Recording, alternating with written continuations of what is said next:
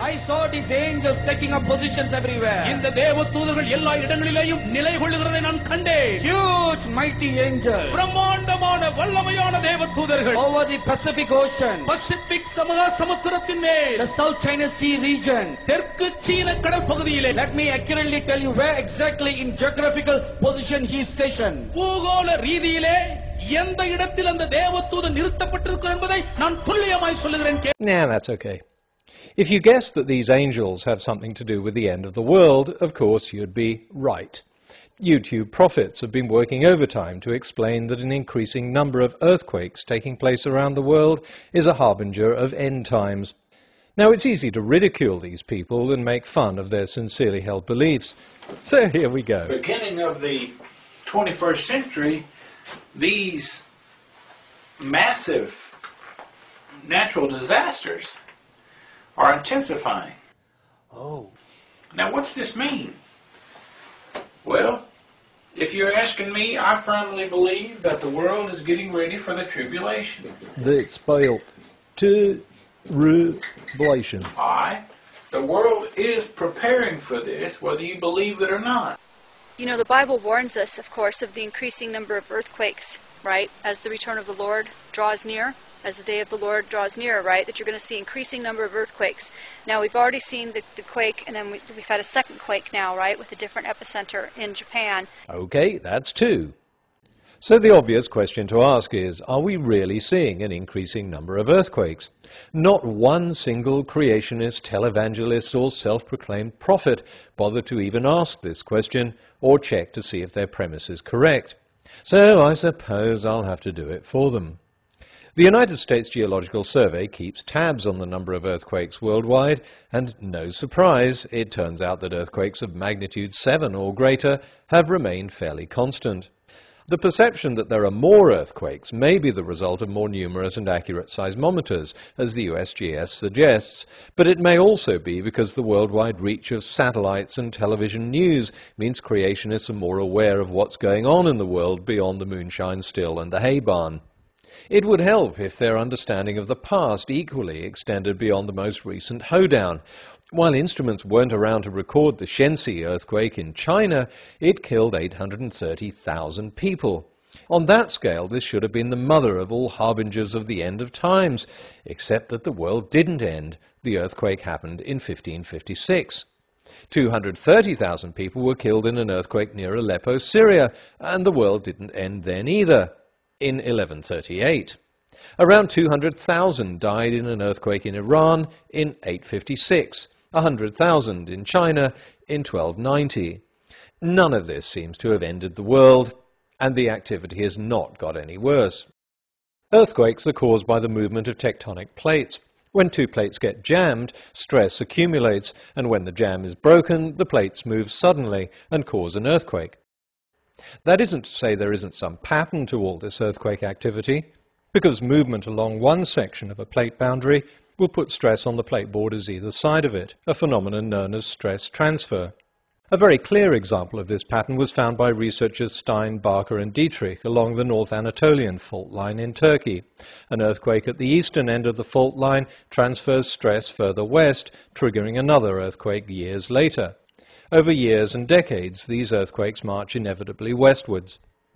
There may even be an external cause that triggers seemingly unconnected earthquakes in different parts of the world, because although the cause of large earthquakes is crustal movement, many faults around the world are under great stress and close to rupturing, so it doesn't take much to trigger them.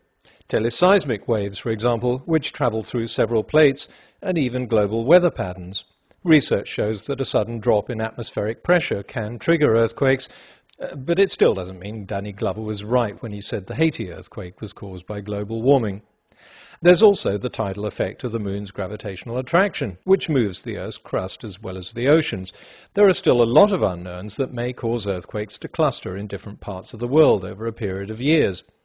But according to the USGS, there's still no unusual pattern of earthquakes occurring so far this century compared to the long term. We just have to give thanks to God that there's no one dead.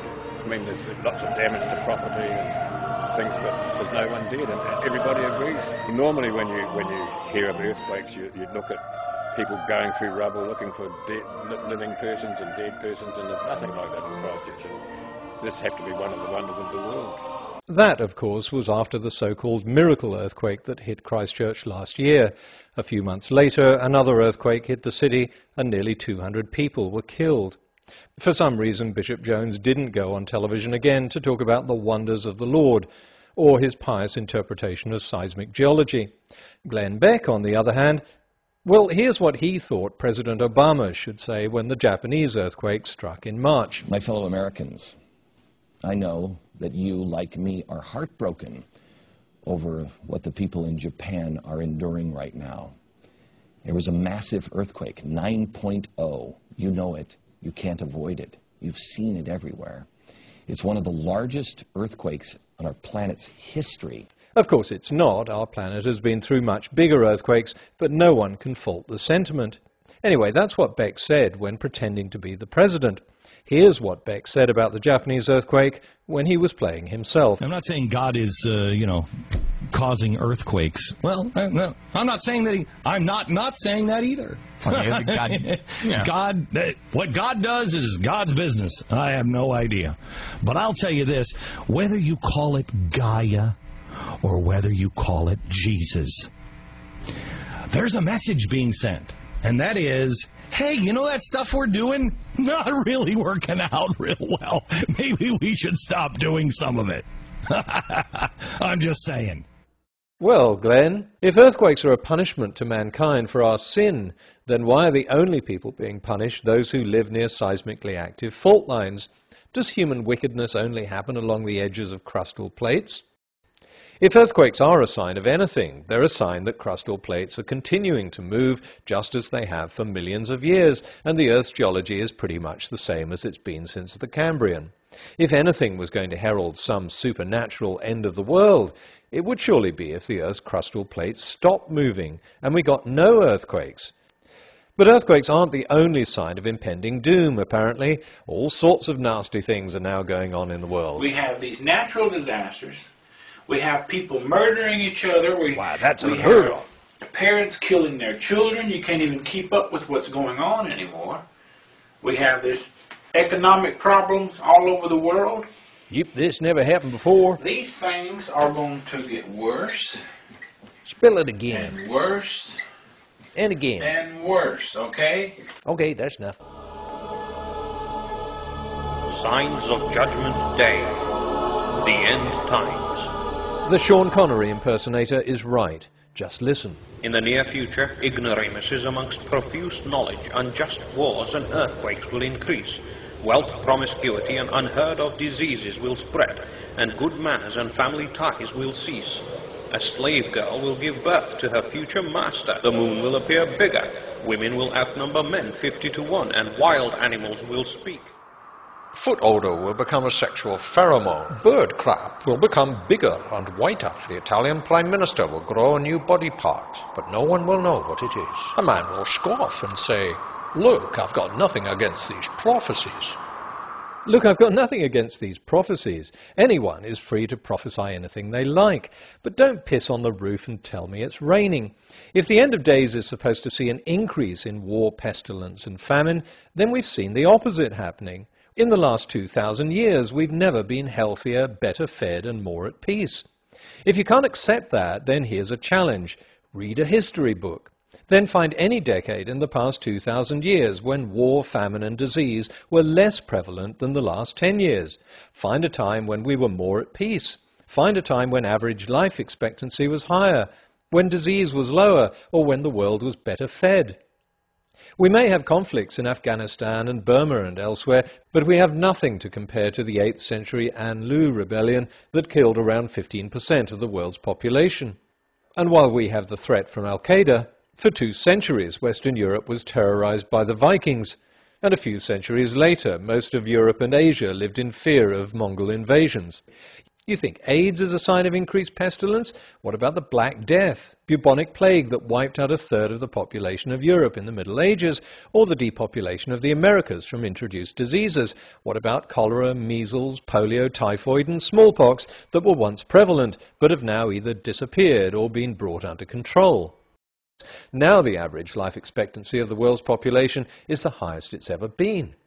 Ironically, in this age of science and reason, it's easier than ever to set yourself up as a sagacious prophet. All you need is to have a basic knowledge of seismic geology and an audience that doesn't. Choose an active tectonic plate boundary and prophesy a major earthquake. And I recommend going for the region of the world that's more seismically active than any other, the western rim of the Pacific. I guarantee you'll be able to hail yourself as a prophet the next time the crustal plates move.